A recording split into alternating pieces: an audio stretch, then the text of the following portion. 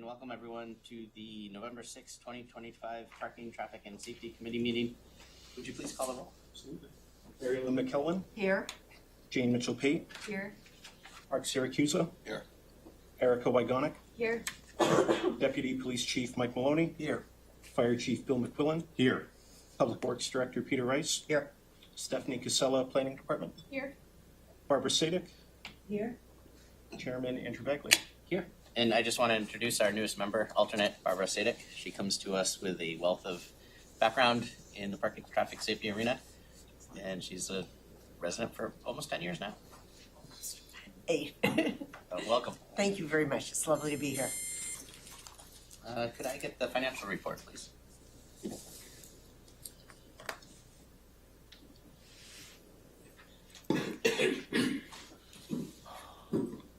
Motion move to accept. Second. Any discussion? Mary Lou? I just had a question on the parking garage passes. I'm not sure this is the right time in the meeting to do this, but I'm wondering if we are,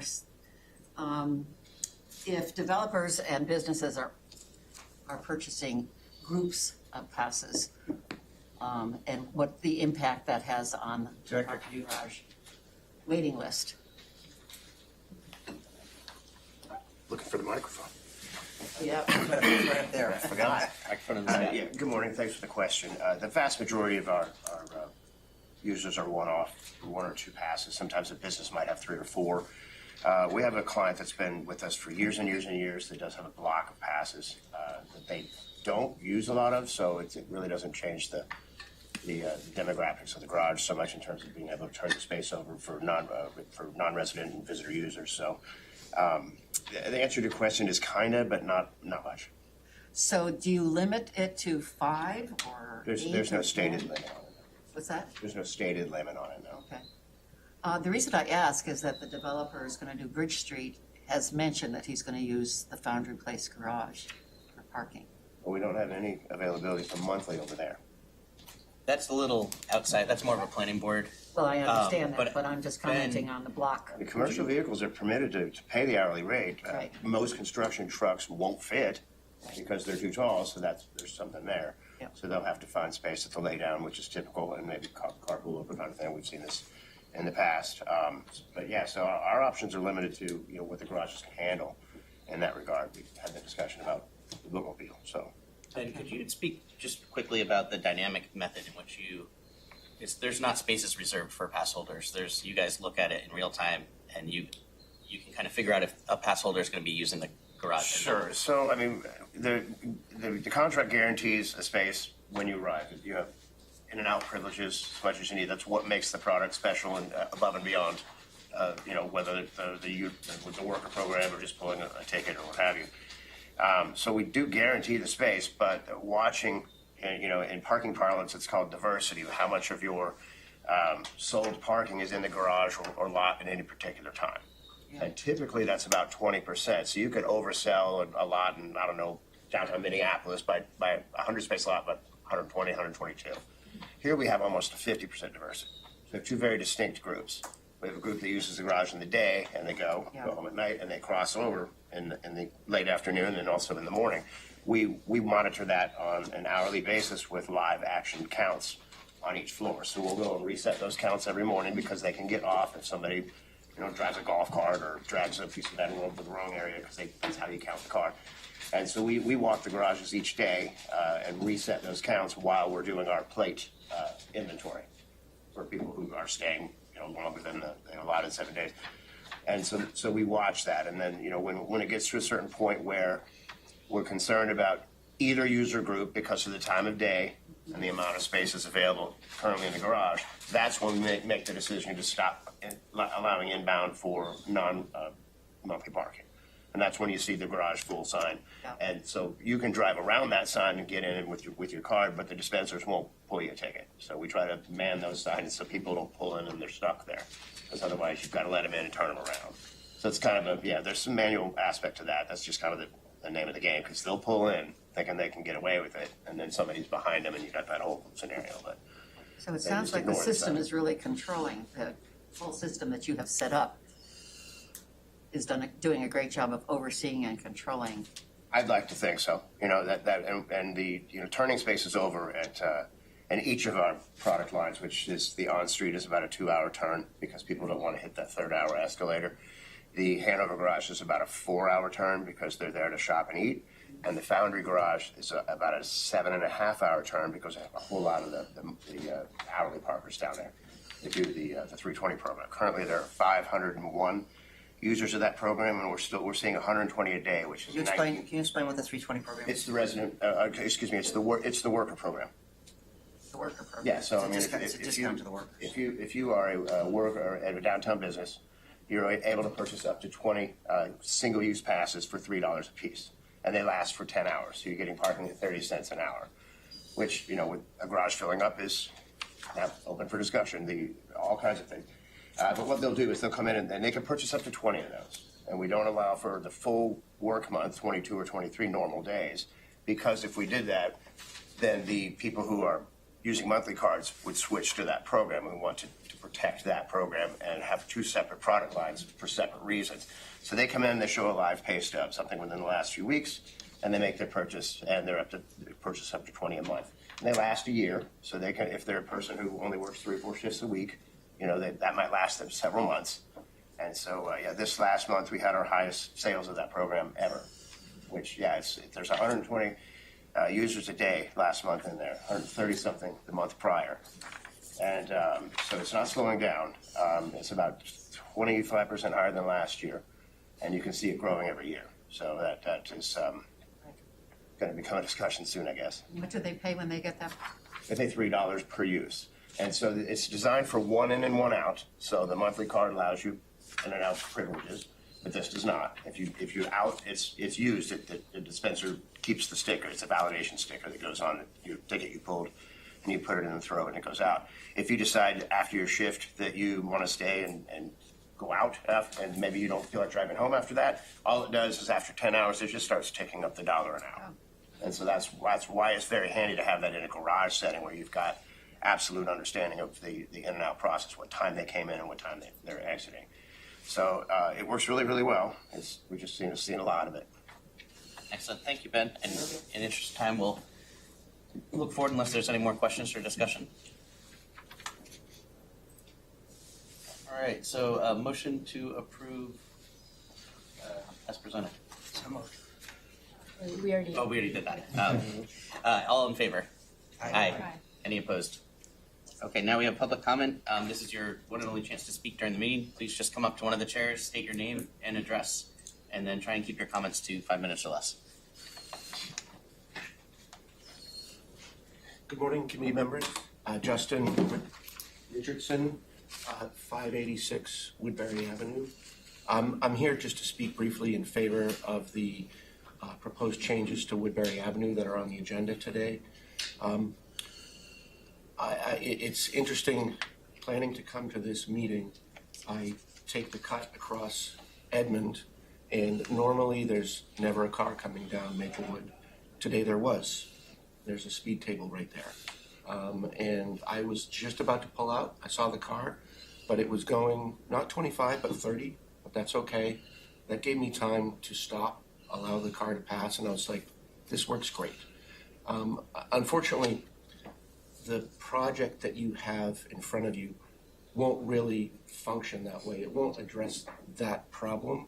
But I feel like we've worked so long through so many meetings. I think there were like 13 public meetings on Woodbury Avenue. And I think we're at the point where let's do something because, it's the job that's never started, takes longest to finish. And I think this is a good start. But we're really, residents like me that don't have the ability to turn around in our own driveways very easily, we're really gambling when we're trying to back out and cars are coming almost 40 miles in some cases. Love to see this move forward and see how it works. I'm a little concerned that it may cause backing up, people trying to turn left onto Rockingham, but I think it's great that we're looking at doing this, and I look forward to it contributing towards the solution that's needed. So, thank you. Thank you, Justin.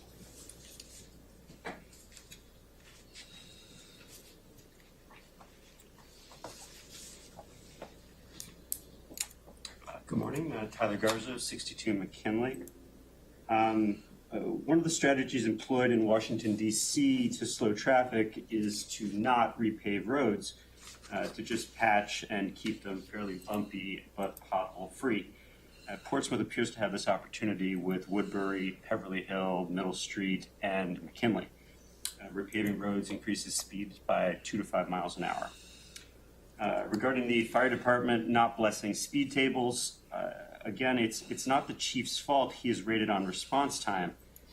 The onus is instead on electeds and committees. You could all easily majority vote to reinstate Woodbury speed tables as a trial.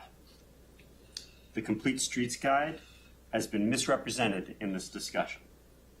Raised speed reducers are explicitly marked as appropriate for neighborhood connector roads like Woodbury north of I-95 and Lang Road. Thank you, Tyler.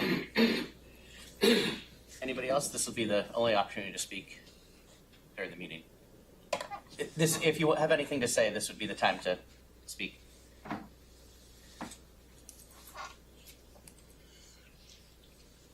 How you doing?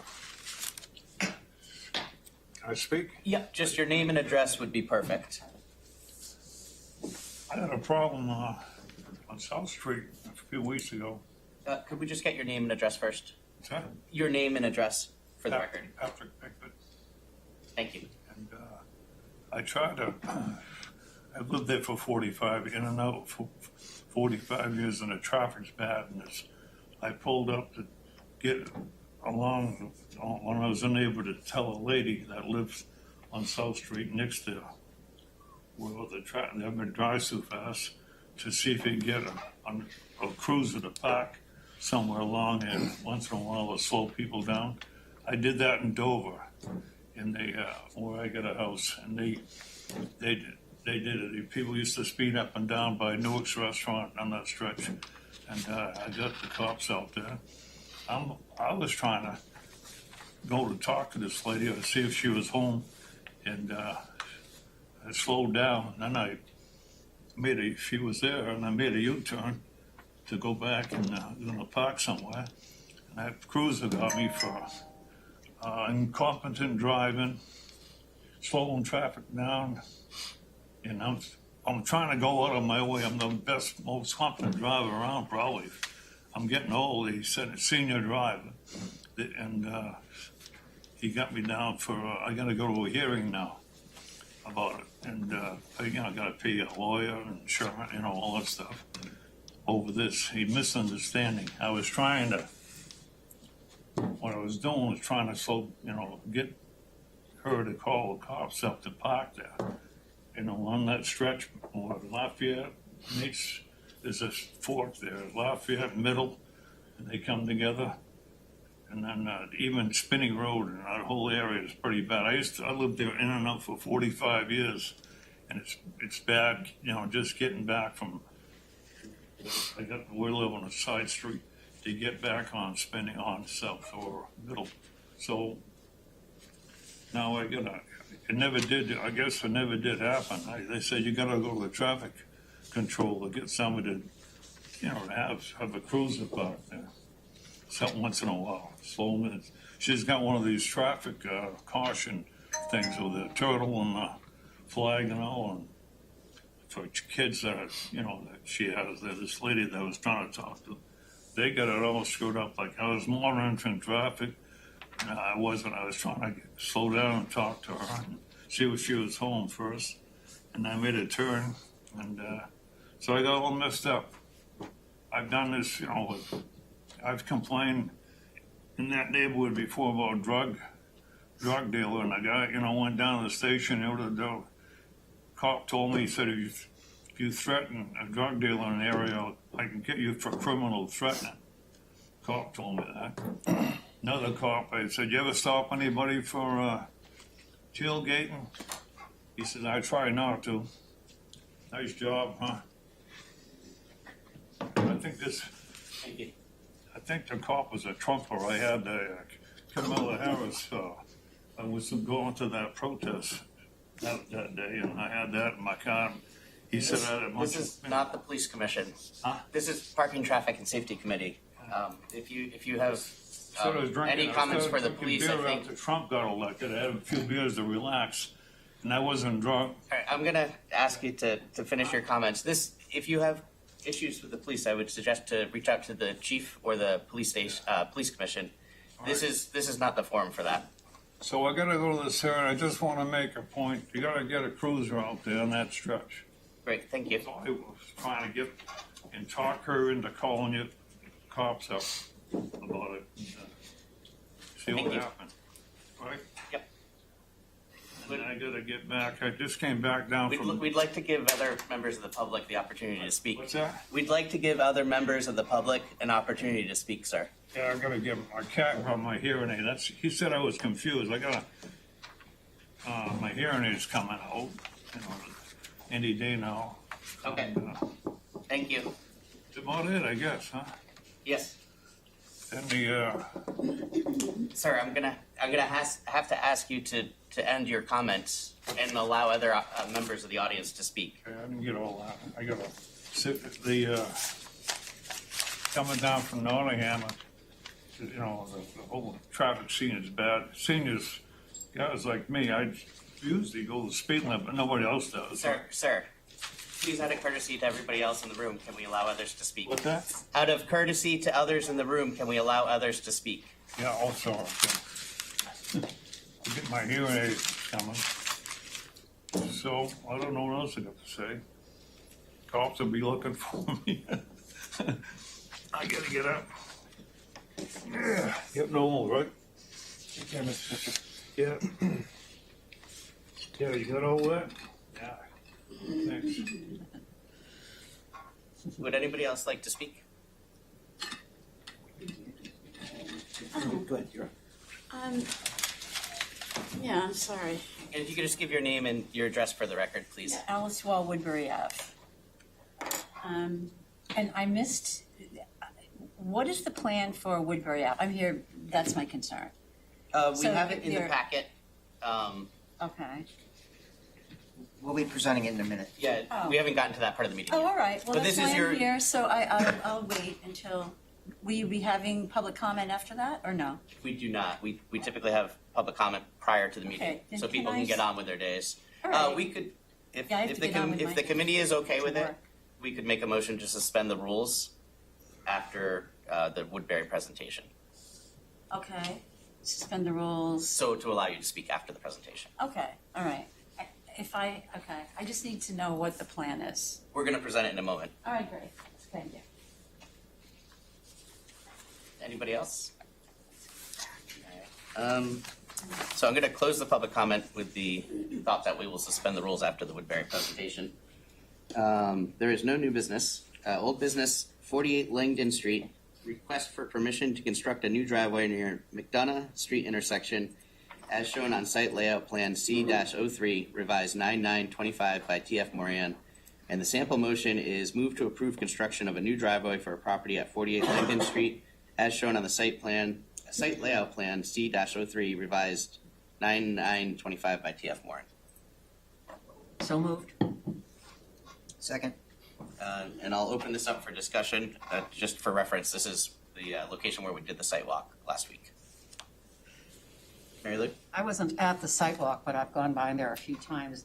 My concern is parking, on-street parking, if it eliminates any parking on site, on street.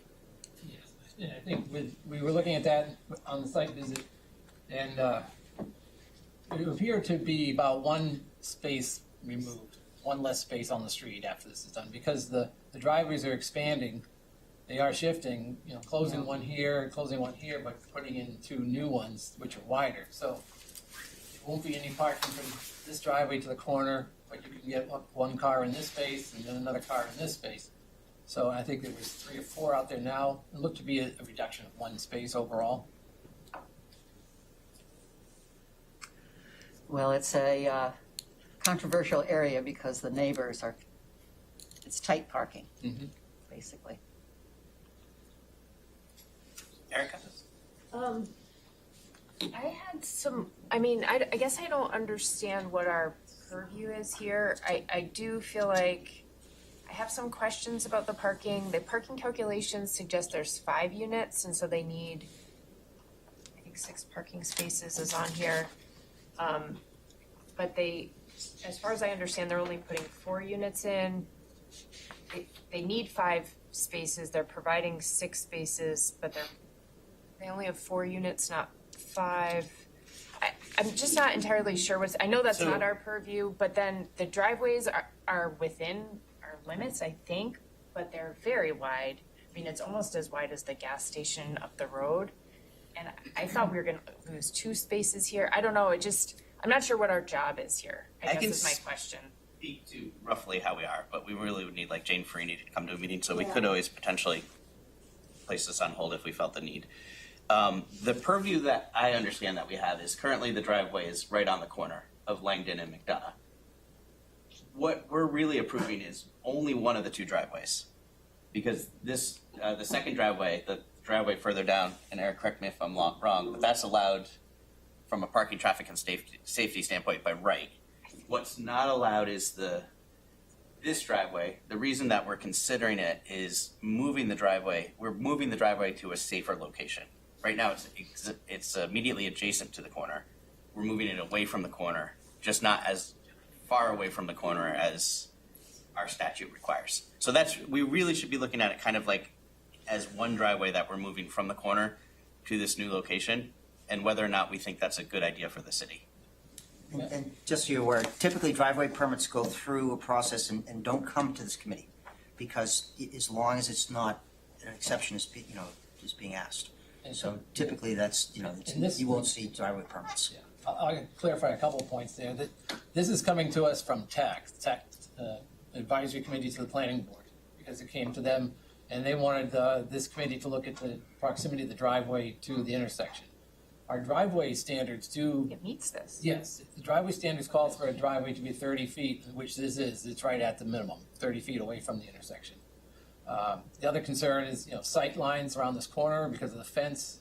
You want to make sure that it's good visibility at the corner for people coming around the turn. The other thing is, the impact on sidewalk. I think they're widening it, and the driveways are getting wider, so there is a slight reduction. But it does meet the statutes for our driveway permits. It's just the Technical Advisory Committee wanted this board to look at it, just to make sure there wasn't any concerns with being still close to the intersection of McDonough Street. Did they mention parking at all? No, it was more of the operations, being close to the intersection with McDonough. Because And I think technically we don't really consider parking like with this specific request, but we are the body that always talks about parking, so I think it's fair to say we can include it in our decision-making process. But we're not really approving the second driveway. The second driveway is not before us, it's just the first driveway. And the second driveway is if there was only one driveway, we wouldn't have parking issues. Barbara? I was going to say that this neighborhood is certainly one with tight parking, and in fact, the people who own this house were some of the ones who pushed for a parking program in the neighborhood. And I'm just a little concerned about the elimination of a parking space. Erica? I don't know. I went back and I read the guidance here, and I don't know that we have any. I don't think this violates any standard that I could find. I think it's potentially making the sightlines better. It's better adherence to the spacing requirements. I think it's a terrible plan though, but I don't think I have a leg to stand on to say that they can't do what they're doing. I think the driveways are way too wide. I think there's too much parking provided on site. I think it's negatively impacting the amount of parking on the block. I think it's gonna lose at least 2 spaces. The spaces that remain are really tight. But I don't think we have the purview to say they can't do something that meets the requirements, I guess is where I feel kind of hemmed in terms of, I don't think it's a good plan. I don't think it's aesthetic to have driveways that wide. I don't think it's easy, like it's safe. I don't think it's, that's a lot of open pavement for a pedestrian to walk by. It seems like they're providing more parking than they need to while removing parking spaces from the neighborhood. I don't know. It doesn't seem like a great plan, but I don't think we have anything that it's violating that we can comment on. Eric, would it, if we were to delay this a month, do you know if that would cause big issues, or do you know, Peter? Or I don't personally, but I'll speak to this. I think Stephanie has a, I know they're I'm slated to comfortable- go to planning board, so that would delay them at planning board another month. Yeah, and I would put it to a vote because I'm comfortable with the way it's being presented. I mean, I get it, it's difficult, and there's, parking's tough in that area, but based on the, when we did the pilot effort, this area of the pilot effort had surplus parking spaces in that area. So I wasn't, it didn't jump out at me, and the change in use of the building, there may be less vehicles, we don't know what exactly the use is gonna be. So, I mean, it was previously apartments, I believe, so, which could generate more vehicles than single resident homes. if, Could, but not better. is there any more discussion? I Stephanie? just have a couple thoughts. I don't disagree with anything that's been said so far. I will say that while we were on site, the owners of one of the houses on the opposite side of the street came out and expressed, interest in where the driveways were moving because one of the cars was actually backing out at that time, and it's really difficult for them to back out. So aligning those driveways with the existing driveways on the opposite sides of the street would help with that. That's my only thought, bringing them closer together to align better with the other driveways is something that I think will help those neighbors on the other side backing out of their driveways. As of right now, it is proposed that it's one single-family home on each lot with an attached ADU. I'm not really sure why it says 3 units and 2 units on the site plan. I'm guessing that'll get corrected when it goes to planning board, which I believe it's slated to go to planning board this month. If we delay it here, we'll be delaying them one more month at planning board. Just those are my thoughts. Any more discussion? I'm gonna vote against it because I think Erica brings up interesting points, and I'd like to have a legal opinion just in general, just for future reference as well. If the vote motion doesn't carry, we can bring it back in a future meeting. But if the motion carries, then I'll ask Jane Freeney or the city legal department to give us some clarification. Because we are an advisory committee, so anything that we do doesn't really hold legal weight until the council approves our minutes.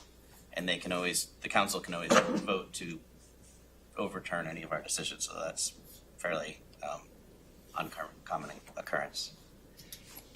Can I ask for clarification? So you're proposing that we move ahead with a vote and that if it passes, we're done with this. If it doesn't pass, then you would ask legal, what would you ask I would legal? ask legal to attend our December meeting or some meeting in the future where we would review it a second time. And then answer that question that you asked is can we consider, how, what are we allowed to consider in this situation? Because I think I agree with your assessment that if I just look at moving the driveway from the corner to the 30 feet, that seems like an improvement. But if you look at the project as a whole, maybe it's not an improvement. And I would like clarification of whether or not we should be looking at, which way we should be looking at it from the legal department's perspective. Does that make sense? I think we can have the legal department give us a presentation on Either this way. topic either way. Yeah. So I wouldn't include one or the other. So if we vote against this, does it postpone? Yes, we would be creating a inconvenience. I mean, I don't know how big it is because can they start just construction in December after the planning board meeting? I have no idea. But it certainly would cause delay, and delay usually adds costs. I guess it would be helpful. I don't know what other people think. Like, I just don't know what I'm voting on here. So I'm reluctant to vote because I just don't understand what it is that I'm really voting for or against.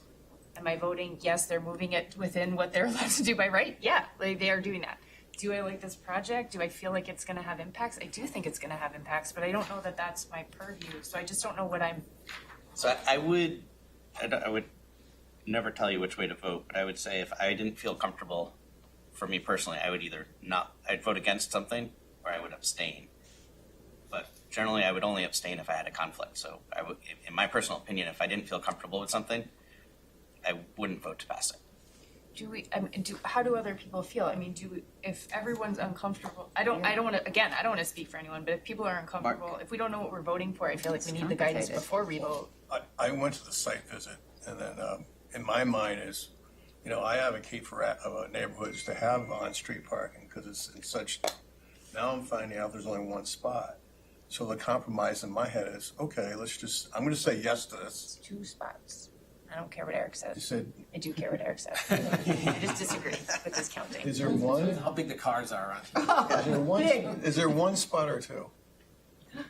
There's How many spots are losing? But then again, I listen. 4 spots Yeah, over here out there. Hold on, let me just finish speaking. I got the floor. Just for a second. Then I listened to what Peter had to say about the study and the surplus. And so now I'm like, okay, is it 1 or 2 spots? I'm gonna get, yes or no, but I'm gonna say yes to it. And then let legal, deal with it, or let it come back to here and not come back. I think in the interest of time, we should have the vote, unless somebody has, Jane, did you want to? I did have one question. Yeah, of course. When this goes to planning, will they look at the global impact of the proposed plan and factor into any of their decisioning the parking situation and impact to the broader neighborhood? I'm hoping Stephanie can answer this. Yeah. You mean, by planning, you mean planning board? Yeah. That is within their purview. They have specific criteria in the site plan regs, so wherever that crossover is and the site plan regs, and I believe it does have, guidance for parking, and layout. Without saying too much, is that enough? That's fine, thank you. All right.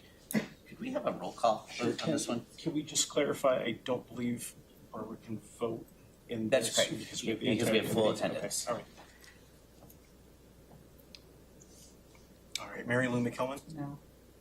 What's the motion on the table? just gonna say. Oh. we Motion, say the motion. The motion is move to approve construction of the new driveway for property at 48 Langdon Street as shown on the site layout plan C-03 revised 9925 by TF Moore. No, because it eliminates the parking spaces. Jane Mitchell Peak, Yes. Mark Syracuse, Yes. Erica Wygonick,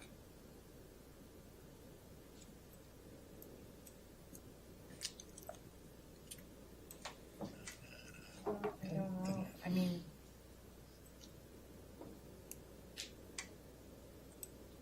I'm gonna abstain because I don't really understand what I'm voting for. I know you said that's not when you abstain, but I don't know what I'm voting for. Deputy Chief Maloney, Yes. Fire Chief McQuillan, Yes. Director Rice, Yes.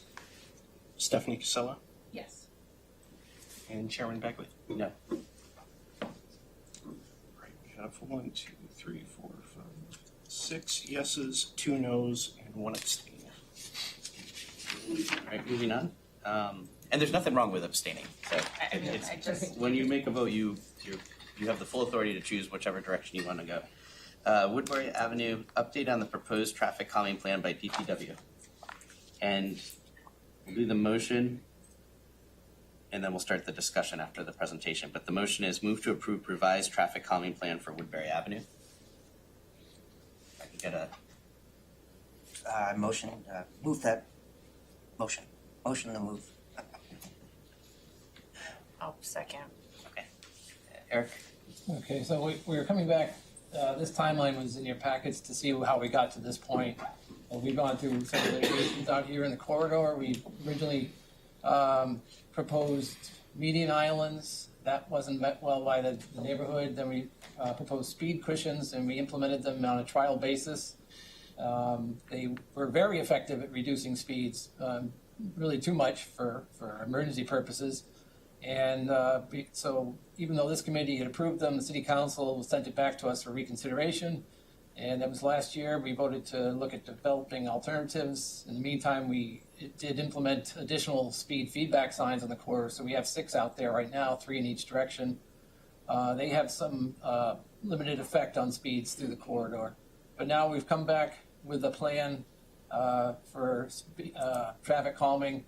And what the plan is it's essentially the same plan as before that did have the speed bumps, but it's removing the speed bumps. So what's left of the plan is the median island at either end of the corridor. Median island here at the intersection with Echo Avenue, relocating the existing crosswalk, upgrading the ramps to it to ADA standards, and installing a rectangular rapid flashing beacon, push button activated for pedestrians to cross Woodbury Ave at that location. There would be no speed bumps on the plan. Maplewood and Woodbury would remain the same as it is now. And at the other end of the corridor, there would be a median island constructed on Woodbury Ave, just about underneath the I-95 bridge, which is right here. In addition to this median island, the sidewalk on this side of Woodbury Ave would be widened out to 10 feet wide, sufficiently enough to accommodate both pedestrians and bicyclists. There would be a ramp up onto this multi-use path for bicyclists. And then there would be a crossing here, a crosswalk for both peds and bikes. And the island would be wide enough so that you could stop halfway if you're on a bike or pedestrians on foot to wait for traffic in the other direction, so you can cross half the street at a time, wait, get a gap to cross the other way. And then there would be a 10-foot wide multi-use path connecting from that crosswalk to the existing path that goes into Pease. So you would not have to ride on Rockingham Ave if you're on a bike or pedestrian. In addition, the approach on Rockingham Ave would be slightly altered to make it more of a 90-degree intersection with Woodbury Avenue. Sidewalk and tip-down ramps at all 4 corners would be upgraded to meet ADA standards. There would be signs informing you that you're coming into the Frank Jones neighborhood on either end. And these would be implemented without any other major road construction, because there is further projects proposed for Edmund Ave and Woodbury Ave, which entails digging up the road to replace drainage lines, water lines, sewer lines, stuff like that. So we didn't want to do anything that was in this area which would then have to be torn up again in another year or two. This could be implemented without having to tear it up with future projects coming along. So what it is just the 2 ends of the corridor, but nothing in between. So previously we had proposed median islands or speed bumps in between. This plan does not contain those. It's just the median islands at either end. Thank you, Eric. So what I'm going to do is open up for discussion by the committee, then ask for comment. Move to allow, We get public comment first. You want comment first? Okay. sorry. I thought you were moving to. I was going to say, if anybody has any committee questions, let's ask those. Got it. Then we'll do public comment, and then we'll do committee follow-up if needed. So if there's anybody that needs a question answered before we open it up, this would be Jay? Is this our only time for discussion? No. Oh, okay. If there was something that somebody really felt they wanted to ask before public comment, I just wanted to give everybody that chance. Go ahead. Okay, I do have one clarification on the plan, Eric. So you mentioned like the 2 median islands on the ends there, and then in the middle of the corridor there is still the intersection with Maplewood Avenue and there's a flashing beacon there now. Yes. Okay. That would stay the same as That's already there. So that's kind of like in the middle? Well, it's more at this end of it. It's it's probably 2 or 3 sheets in between this. It's on the northern end. Yeah. Could you clarify the distance between this Maplewood Avenue intersection and the next intersection the other way? The other end of it at Rockingham? Yes. Boy, I would guess a quarter mile. Okay. I don't have the numbers right off the top of my head, but I could pull up a map. Because that would be the corridor where there's really like nothing in terms of traffic calming. Okay. The thought behind, the gateways is to make people aware they're entering a neighborhood. Mhm. And, we know that doesn't necessarily change behavior significantly, but it'll along with the signage, we hope that it'll make people more aware and be more respectful of the speeds. So you can see on this map, here's Echo Ave, where we're proposing the 1 island this is Maplewood, where the existing islands are, and then Rockingham is down here. So it's, this stretch, there would not be anything else within this section here. All right. A motion to suspend the rules and allow public comment on this topic. So moved. Second. All in favor? Aye. Any opposed? So I've listened to your presentation, and my only issue is with the signage and the placement of the signage. I live in that very first house with the driveway that would be entering onto Woodbury Ave. And when I'm looking toward the bridge, the overpass, if there's a sign obstructing my view, especially in the winter with snowbanks, etc., it's going to be hard for me to see oncoming traffic because it is fast. I mean, I know you're going to install those little islands, but by the time people get past the island and onto Woodbury Ave, I am the first house there, and so placement of the signage, first of all, it doesn't even make any sense. It's not Frank Jones. It's Maplewood Farms, I guess, Frank Jones owned Maplewood Farms, he never had a neighborhood.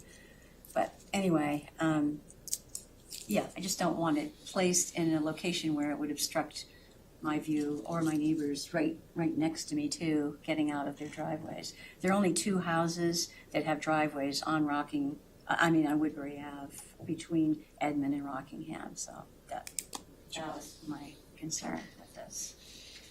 I don't want it blocking my view. Understood. That's all.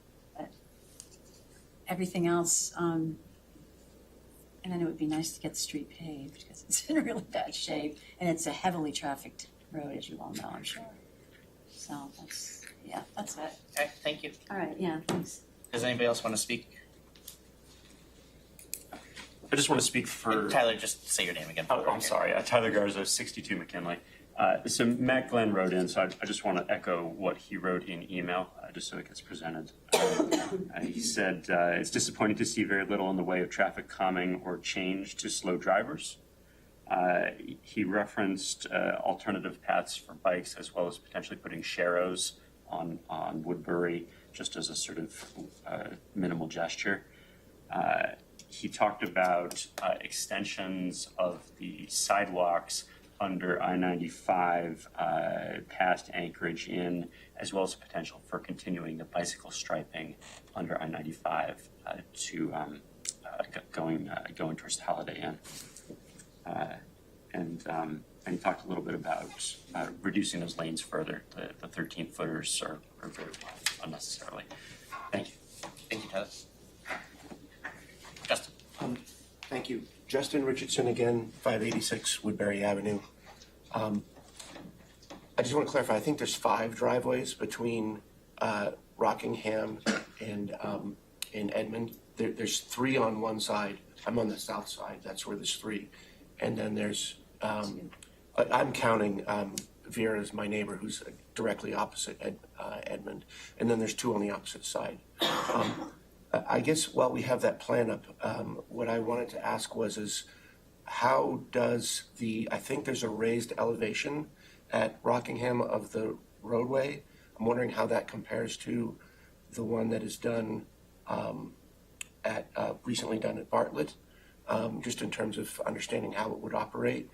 And then while we have that plan up there, I just want to reiterate the comment I made before about vehicles coming up Woodbury and turning on to Rockingham, because that creates real problems there when you have left-turning vehicles that can't cross. They get stuck, the cars back up behind them, and you get kind of a little bit of gridlock, and then that makes it harder to cross the sidewalks, because most people won't go on to those crosswalks until there's no vehicles. It's just, you don't want to set foot in the street there because the cars are just too fast. So I'm wondering if there's a way to kind of keep all of this, but get the cars out, because I think that would help. Or maybe that's the wrong policy. I mean, this is really beyond my expertise, but that's a concern that I see there is are we just going to get cars stuck to pull out sometimes, I count out of my driveway, which is in the middle of the south side of what's there. There are times where I can count over 25 cars before I can pull out of my driveway.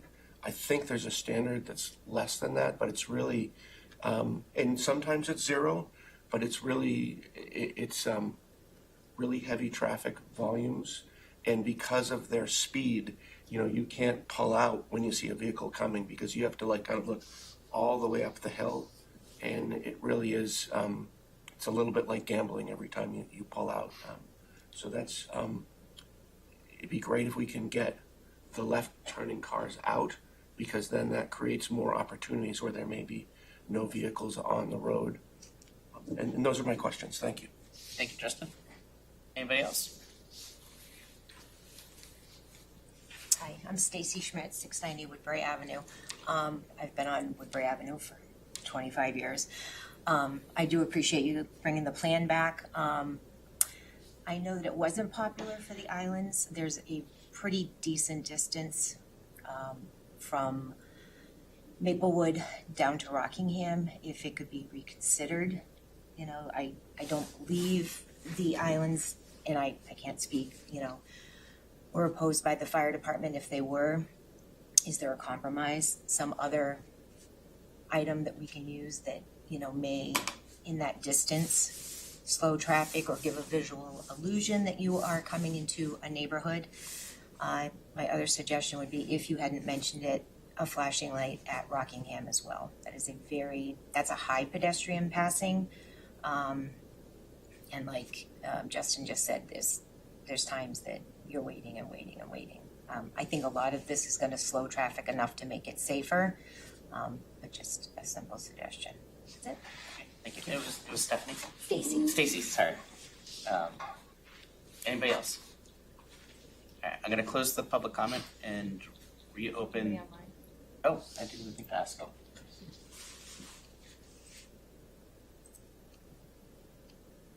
Looks like it's just us. All right, I'll close the public comment and then further discussion from the committee. Erica? Chief McQuillan, can you comment? I feel like last time the fire department was the largest voice against, so is this something that's viable? I don't want to get further along and find out that it's. So the challenge we have here, right, with the raised intersection, is that while the complete street guides does allow it, I'm not so sure that this is a good idea, in that you have the street changes at that intersection from a neighborhood connector street to a city core connector, and then at the other end of the street, Woodbury Ave is listed as a gateway corridor and an industrial business access, right? So we're also talking about the bridge and this intersection, so there's a lot of congestion there. And I think this might be a case with the raised intersection where just because we can doesn't mean we should, right?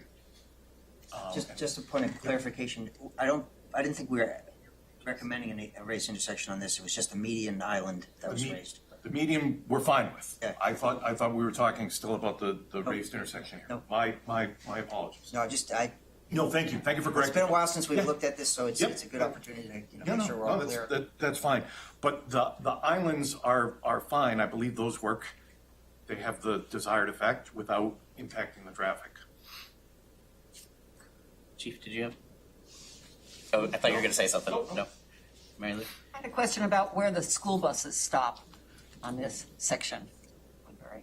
There was some discussion about that at one point. I'm going to refer to the people in the crowd since they might know better than us. Stop in a bad location. The driveway opposite Edmund Avenue's intersection, that's where the kids stand. There's no crosswalk there. No. Well, it would be nice to have one, just a crosswalk. That's Those a are- major consideration, I those think, are- is safety for a school bus. Stopping, kids getting on and off the buses. Probably something we should consider with the caveat that changes year to year, potentially. Maybe it's been there for forever, but I know sometimes the routes. Okay, so that's a pretty 20 stable years. one then. And we have looked at that in the past and counted pedestrians with video cameras and things. I mean, there's a handful of kids there, but it's not at the level where you would go and add, crosswalks, flashing lights or anything like that. When the school bus stops, it does have the flashing lights and the stop paddle that comes out. If it's difficult for the children to cross the street, they can wait for the bus to come across. But, we don't put crosswalks in wherever a couple of people cross the street, you'd have crosswalks elsewhere. We do have to be judicial in their use. So. It's a balancing act. I wanted the safety aspect of the bus stops to be considered. It looked like Farm Ave is in the middle of, Eric, I think you had the map open. Is there a reason that, do we not have enough, Farm Lane, sorry. Is there not enough right of way? Can we not put a median there too?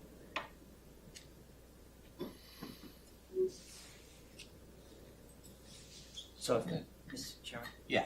So, if you all may remember the number of meetings we had relative to this, and it seemed like the desire was to take a step forward, not precluding other actions that we may be able to come to agreement over time to do that. So this was really just a matter of let's get a project that everybody agreed on, we get it moving forward, and that's one thing we could do is we could pilot once we complete this. And we feel like, it shows some improvements on those locations. Maybe if we do an additional island, and we could put barrels out there as a pilot to see if that actually slows people down and if there's a material benefit to that. So it doesn't preclude other action in the future. I'd like to do I think what we have is a good plan. I just don't know if there's, that long distance in the middle, if there's anything we can do, but thanks, Peter. Mark? Eric, when's this planned, scheduled, or is it scheduled? We haven't bid it yet. Okay. So what are you thinking? It goes out to bid and I would think it would be this spring. We'd bid it over the winter and, spring work. Okay. And we have the funds available. Right. Okay, so it's moving forward. And I think that's a concern of, the neighborhood. Where are we at in this? So we just told them, it's going out to bid. I like the idea of doing something, and then you can call it a pilot, but let's start with this, then move forward. So I think that's the whole idea here is tell the neighborhood that, we're moving forward, something's gonna happen in 26. Then there's gonna be more comments, more discussions. So I like that idea. Yeah, I like that. And to clarify, what you're saying is we move forward with this plan today and we decide next year we want to add a couple islands. There's no real sunk costs or real hurdles to that other than is that what the neighborhood and community wants? Yeah. Okay. All right. I guess we'll go for all those in favor? Aye. Any opposed? And informational, police monthly accident report? Sure, thank you. 71 total crashes in the month of September, and no instances of bike or pedestrian crashes. Any comments for the chief? Thank you. Maplewood Avenue Bridge update. It's back to two-way traffic. They should have gotten the railing installed yesterday. I know some of the lights were going up. So hopefully in the next few weeks it'll be all buttoned up.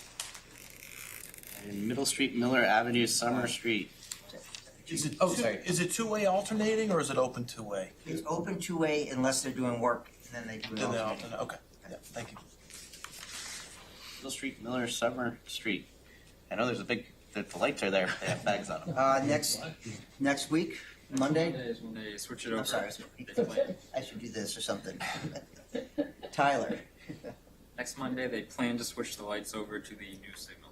Yep. I'm looking Yay. forward to that. That's exciting. Yay. And to Russell Street update. Yes, so the Russell Street is the detour should be out of the way now, so you're not gonna have to go up Deer to Market Street, but it's still to be two-way alternating on Deer Russell. Mm-hmm. So as the project continues on, but the biggest part of it is out of the way where it was only one-way traffic. Excellent. All right. Miscellaneous. Just to speak to, Eric, could you speak to the status of Elwyn Park? Yes, the Elwyn Park project where sidewalks are planned for Van Buren That is the first phase of the Elmwood Park project near the school. The rest of it on McKinley is still in design. No final plan has been determined yet. We are out there collecting information such as doing borings, subsurface borings to see what's under the roadway, so that will inform our design. But there is no design that has been finalized yet from the McKinley portion. It's just the Van Buren part that we'll be looking forward this time. When that design is finalized, will it be posted somewhere or presented or? Yeah, there'll be a public process, the section around the school that we're moving forward with final design. Before construction, we'll have a pre-construction meeting. The next section of work that isn't completed design, we'll have a public meeting to review that design before it's done. Excellent. Anyone else? I just want to say thank you for a stop sign at Marcy and Mechanic, that standalone stop sign. I think that makes a difference. I'm noticing people stopping twice, picking up and then stopping immediately, so I appreciate that. Oh, the standalone stop sign. The folding one. Yeah, nobody's hit it yet. I had two kind of, I guess, follow-up comments about the site plan that came to us today. I think it would be really helpful to have legal tell us what we're reviewing if that comes up again. And I don't know that we need to have them comment, but if something like that does come again, I think it would be helpful for us to know. Maybe I'm alone in this because I'm the only one who stayed, but I don't know what we're not a planning board, we don't have any legal authority, like what are our criteria, what are we looking at? I don't know, and I would love to have that guidance. The other thing is, in terms of parking traffic safety, I think this is our purview. 24 feet wide driveways by right seems insane for a single parcel, and I don't know who's in charge of that policy, but I would love to request that gets reviewed. I mean, that's a super wide for a single family home to have a 24-foot, even with an AD. I mean, that's a very wide driveway. Like even gas stations don't necessarily have driveways that wide. So I just would love, I don't know who's in charge of that policy, but can we suggest it gets reviewed or what's We'll have to look at the ordinance and see what the ordinance says. It's something that is a combination of DPW and planning. When a driveway permit comes in, it goes through a workflow. Yeah.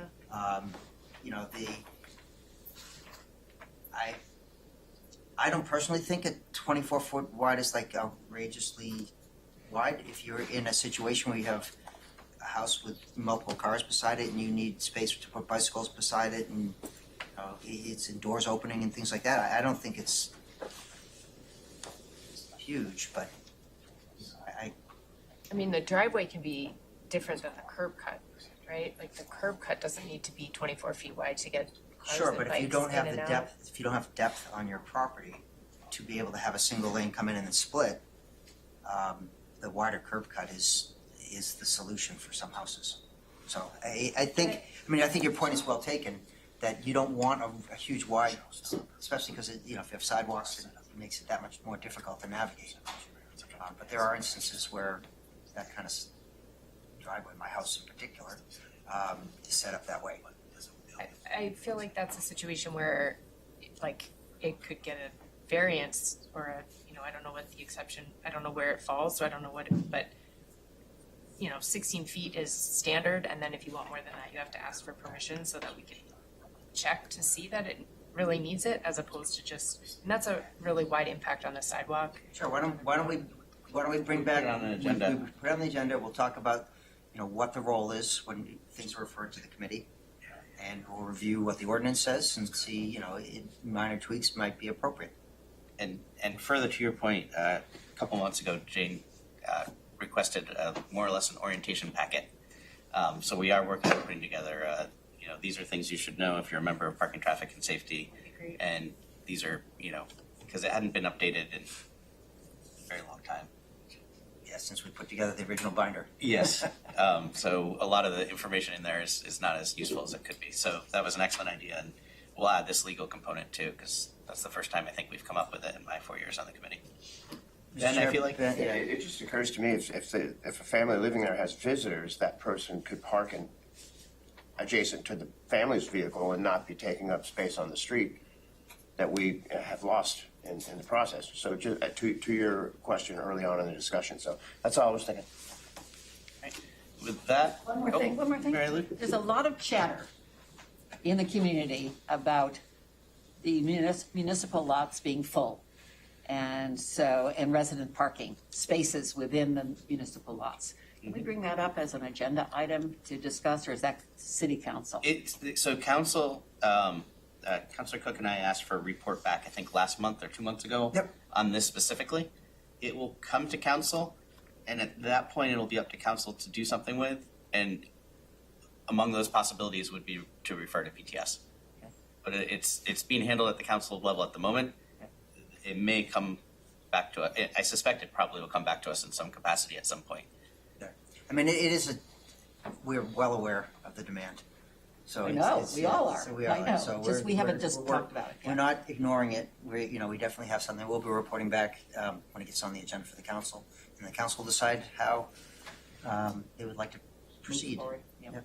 I think it's going to be a big discussion for the next couple of years. I think so too. Thank you. All right. With that, I'll adjourn the meeting. Thank you, everyone. Thank you.